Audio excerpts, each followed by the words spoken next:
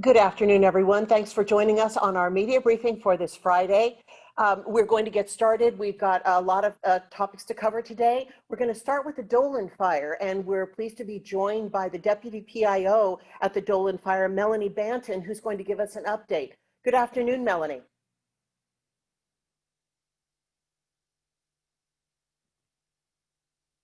If you're on, I can't hear you.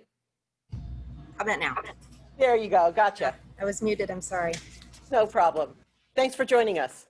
Okay, today we have, it's been holding at about 128,000 acres for the last few days, and we're 46% contained, but this weekend we might be expecting some higher temperatures and some shifting winds, and we're going to hold off on doing suppression and repair until we know that those lines are going to hold on the south end.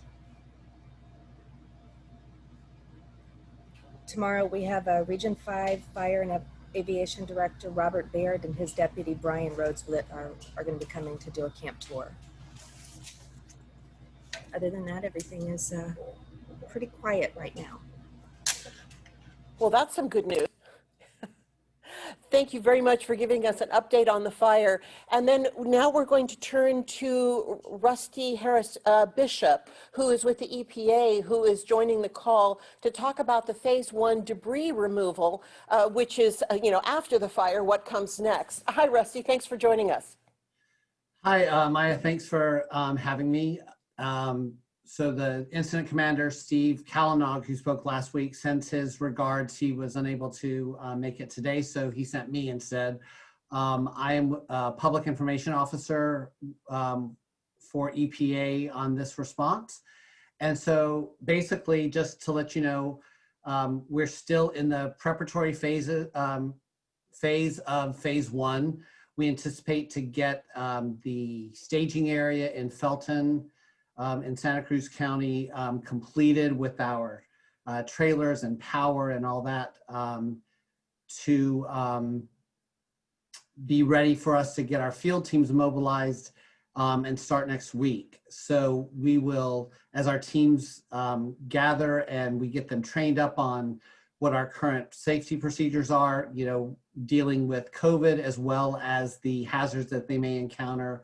We need to make sure everyone is fully trained, and then we will get those recon teams out to look at the properties, and then the cleanup teams will follow along with that. So hopefully next week we will have our hotline set up for residents to call if they have questions about Phase 1. Our map will be up showing what properties we'll be planning to assess. And if your property is not on there and you have damage, you can call the hotline and get your property added to the assessment list. And hopefully our website will be able to provide a lot of the information and show our progress each day as we make our way through the 3 counties that we're currently working on in this response. There will be a pullout for each county, as well as being able to see the overall response with the numbers every day. Our crews will be going to each property and looking for the remains of household hazardous waste that result from a fire. Typically, most people keep their hazardous materials in the same couple of places: a storage room, under your kitchen sink, and in your garage. So that's where we're going to be looking for things like solvents, paints, batteries, cleaners. Sometimes there are portable or propane tanks that may not have fully discharged in a fire. You may be a hobbyist with things like acetylene tanks for welding that may be damaged, and we'll need to collect those as well. And so we normally spend, depending on the size of the property, anywhere from an hour to 2 hours collecting those materials, and they will be brought back to our staging areas for classification and proper disposal. And all of this work in Phase 1 clears the way for the much bigger job, which is the second phase, which is the debris and ash removal. What we remove helps people be protect the workers in the phase 2, as well as keep those toxic materials out of the environment as they're going to being removed, as debris is being moved from in phase 2. Thank you very much for that overview. And I think it's important for people to note that one thing that you said was all 3 counties that you're involved in this work. I think a lot of people may think next week this might begin with me. And is that why the assessment map is so important and to use the hotline? Yes, because we are, we're going to be starting close to where we are staged right now just to get our feet on the ground. So I believe the first properties will probably be around in Santa Cruz County, and then we'll be expanding our work in the days to come. So we may not be in Monterey County with field crews on the ground picking up hazardous waste next Tuesday. I don't know what the exact date is for our planning. We're still putting together that plan. But what we will have is, once we have this story map developed, ideally we'll have a map showing what areas we're going to be in the next day. We're going to try and update that every day at the end of the work day for how much we've gotten to, and then what we're planning on doing the next day. So we are working in all 3 counties, with Santa Cruz County having the most damaged structures, but Monterey County is second, but we're going to be doing them concurrently once we get up and running. All right, thank you for that. And just while we're on, if you could stay on the call for some questions afterwards, I do want to say that for homeowners who are considering opting out of the free service for this hazardous waste removal, there is information about that opt-out option on our county recovery website, which is www.co.monterey.ca.us/recovery. And you can find out more information about that. The deadline to opt out of the free service is today at 5 o'clock. Thanks very much, Rusty, and stand by. Now we're going to pivot a little bit to COVID, and we're going to be joined by Dana Edgell from our Monterey Health Department's Behavioral Health Division. You guys started a wonderful program back at the beginning of the pandemic called Forward Together, because frankly, we were all pretty stressed out. And we are stressed out. And you're here to talk about the 3rd iteration of this great program. Yes, Mia, thank you so much for allowing me to be with you today. Is my audio okay? I've been having a little bit of internet issues, so I might stop my video. I think that might help. It sounds good. Okay, great. So thank you for your time today. As you mentioned, a lot of us are still experiencing a fair amount of stressors. I'm going to share with you the current flyer that we have. We are curating ongoing sessions related to health and well-being. Let's see, here is our series for our next session. And so we're continuing to offer supports on a variety of topics. We're continuing to provide support for parents. We know that a lot of families are dealing with distance learning and kind of a new way of educating children. So we have a specific series that will help parents for school success, as well as many children are exhibiting signs of distress. And so it's important for everyone to know what common mental health conditions are in children and youth, and how to recognize those signs and symptoms and where to go to get help. So we have a Families Matter series that will be explaining some common childhood mental health disorders, as well as an understanding of child development and the impact of trauma.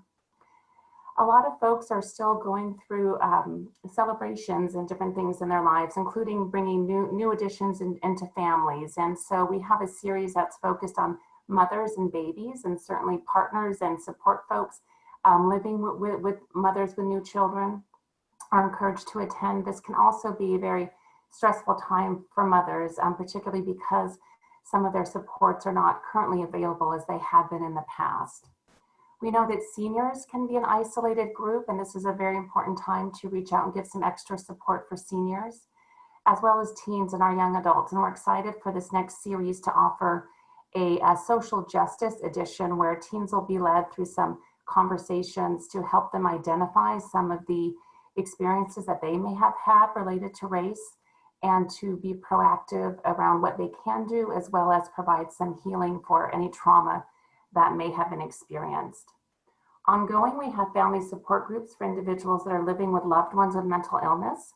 And we also have a new series related to coping with our changing world, focusing on stress management and also experiential techniques that folks will be led through. All this information is on our website. We have links for folks to join the sessions, and you can see an example of the calendar there. And then we also have all of the sessions, except for our teen session. All the other sessions also have a Spanish time as well, and you will see that information here. And again, all of this information is accessible through the Health Department website and on the Monterey County Behavioral Health website. If I may take one more minute to tell you about something that's coming up next week on Tuesday. We are proud to be partnering with Interim Inc. to show the S Word. The S Word is a documentary that was done to help really explore the topic of suicide. Suicide, we know, is rising in many counties, including in Monterey County. And it's very important for all of us to be able to have conversations to break down the stigma, the shame, and the silence that often surrounds suicide.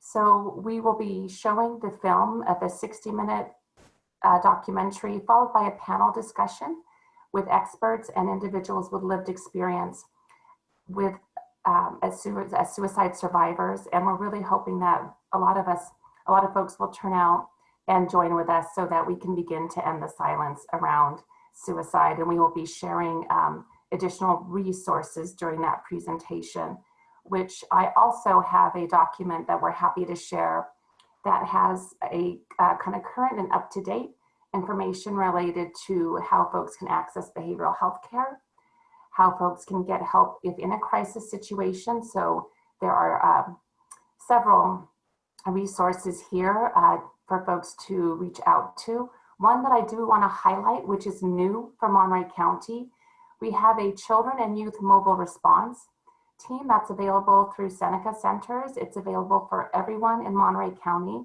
with children and youth up to age 21. And that's accessible, I believe, at 24/7. But again, it's a new mobile crisis response for youth that are having emotional distress or some mental health conditions or things that are causing crisis issues for them and their families. We have the National Suicide Helpline number along with our local Lifeline number. Those both go to the same call center, so either one is fine to share. And then the paragraph on the Forward Together initiative that I described. And I have this in English and in Spanish. And again, we're happy to share all of these tools in any way that makes sense for folks. Thank you very much, Dana. And for those on the call, we will share all the documents that Dana showed. Afterwards, I can email out to the group that's on the call and then anyone else who might want it. And Dana, I'm hoping those are all the documents you sent to me earlier, so I can just push the button. Yes, yes. Thank you All right, so much. thank you. And then if you would stay on the call in case we have any questions for you. Absolutely. And now we've got Dr. Moreno on the call, and he has some information for us to share.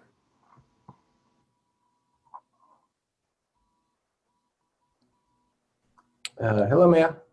Hi, Dr. Moreno. Hi. So hello, everyone, and glad I could join you again today. So Mia, just the only thing I really have today is just the want to touch a little bit on holidays. We're entering the holiday season, October through December and the 1st of January. So in anticipation of that, we here in the health department have been receiving a lot of questions from the public about Halloween this year during a pandemic. And so we have been working with the California Department of Public Health and some of our colleagues in other health departments from other counties and thinking about what's really the best advice that we might be able to give to people in California and people living here in Monterey County. And so we plan on issuing some guidance this afternoon And that basically recognizes that we're still in a pandemic. We still have COVID-19 transmission in our communities, that the virus is still spread through droplets that we exhale when we breathe or cough or talk. And there's still a possibility that people are getting exposed by touching surfaces that are contaminated with the virus. So we recognize that some of the traditional Halloween activities can increase a person's or a family's risk for exposure and spread of COVID-19. And some of these traditional activities encourage gatherings, either large gatherings or even small gatherings, people who don't live in the same household, which is really what we've been trying to avoid during this pandemic to slow down the spread. So given that a lot of kids and families really look forward to Halloween, what we're putting out today is that the guidance that we have things that we are not permitted, and these are things that are not permitted and aligned with state guidance. We have a group of things that are not recommended, and then we have a group of things that we really would encourage people to consider doing this year during the pandemic. So gatherings are generally not allowed in California under state guidance. So Halloween gatherings, parties, events where you're bringing in people who aren't part of your household are still not permitted. I would like to point out, though, that in Monterey County, we do still have guidance for a local guidance that permits social circles, and the social circles guidance is still on our website, and that is, again, those are people from different households who want to spend more time for social support and other support services, where they can limit the households, combined households, to not more than 12 individuals. And so if you already have another household that you've been meeting with primarily outside to support each other, that would still be allowed in Monterey County. But the larger gatherings outside of social circles with people that aren't from your household, still not permitted in California or Monterey County. And the other thing is there are, of course, parties, festivals, carnivals, live entertainment, that stuff, even without Halloween, still not permitted either. Then we have just a group of activities that because of the spread of COVID-19 through the air, spread of COVID-19 on contaminated surfaces, we're not recommending door-to-door trick-or-treating. It's hard to keep social distancing between households on porches, on walkways to and from the porches, and sometimes even in the sidewalks. So we're not recommending it, but we're not saying that it's not permitted. But we really want people to think about the risk that's involved with trick-or-treating and look for other alternatives. Something that's related to trick-or-treating door-to-door is trunk-or-treating or tailgating treating. And those are individuals who open up decorate the back of the pickup truck, the trunk of an SUV, for example, and then hand out candies. That's very similar to the door-to-door trick-or-treat. So we're not recommending that families participate in that this year as well. What we are encouraging is people to be creative during this pandemic, and that start looking at other options for this Halloween, such as organizing virtual meetings, virtual events for showing off your costumes and socializing. We have had some experience, or another example is based on some experience we had with drive-through graduations. People might want to look at having drive-by events with judges for decorations in the neighborhoods. You can have drive-through events with Halloween displays, and drive-through events where candy could be given out, but please keep in mind if you're going to give out candy, it should be wrapped in the original manufacturer's wrapper. Hand sanitizers are very important, and there should be no close contact or touching during these events. There are a few temporary drive-in theaters in our county, and those organizers might want to have some Halloween movie nights with this physical distancing. There's also, we still have outdoor dining in Monterey County, so restaurants may want to work with to decorate the outdoors seating areas. So that's there might be some opportunities for Halloween themed outdoor dining this year as well. If any of the museums are open for outdoor events, outdoor displays, they may want to switch over to Halloween themed outdoor displays as well. So those are just some ideas, but that's we're encouraging people to do. Again, the most important thing is to, again, stay away to prevent the spread of COVID-19 is to wear face coverings, also to continue to wash our hands frequently, use hand sanitizer, and to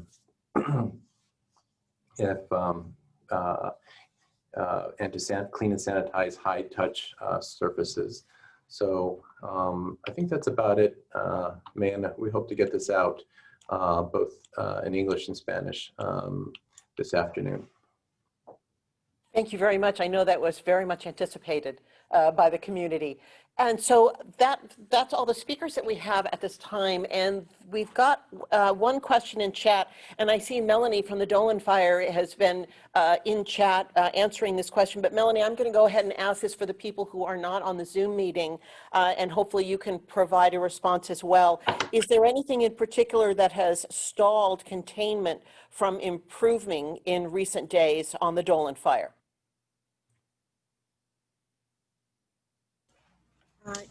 Yes. One of the major reasons that we haven't been able to contain the whole fire is basically due to the terrain along those lines. So on the west side of the fire, there is a lot of rugged terrain that's very difficult for us to get, lines around. Basically what that means is cut away some of the forest area and some of the greenery and vegetation to create a break in between the fuels and the rest of the forest or anything burnable. On the east side, there's a lot of steep terrain, of course, because of the coast, which is making it difficult for us to run machinery along that area as well. And then on the south side, we are working on containment. However, with a lot of green pockets, a lot of unburned trees and vegetation in there, they did do a back burn or a burnout operation there. They haven't completed mop-up operations yet. So basically they're holding off on calling any more containment on the area and increasing the percentage rate of containment until they know those lines are going to hold, especially due to the weather that we're expecting to have over the next week with the high temperatures and the winds. And also there was a question about a description of some of the structures being destroyed as being described as habitable. Is there a definition or at least a broad definition of what habitable means? Habitable means that, someone could, it could be a structure that someone could be living in. At this time, they're still assessing if those were actual homes or if it was an RV, that type of thing. That's what they're going to go in and look at. And then at a later time, we'll be able to look, back or come back out with another update and say how many homes may have been lost as opposed to how many outbuildings or other type of structures. All right, thank you for that. And then I have a question for you, Dr. Moreno. If people ignore guidance and do trunk or treat or trick or treat and parties, will there be any consequences from the county or local agencies. And I think we were talking about two different things where you had recommended and not you had not recommended and then no. Yeah, okay, sure. I think the as far as the parties, that nothing's changed there. There's still social gatherings, group gatherings are still not allowed in Monterey County or in California. So that's whether that's Halloween or not Halloween, that still remains in effect. But I think as far as trick-or-treating and trunk-or-treating, so I'm not recommending it. Our health department, my health department colleagues are not recommending it, and the consequences.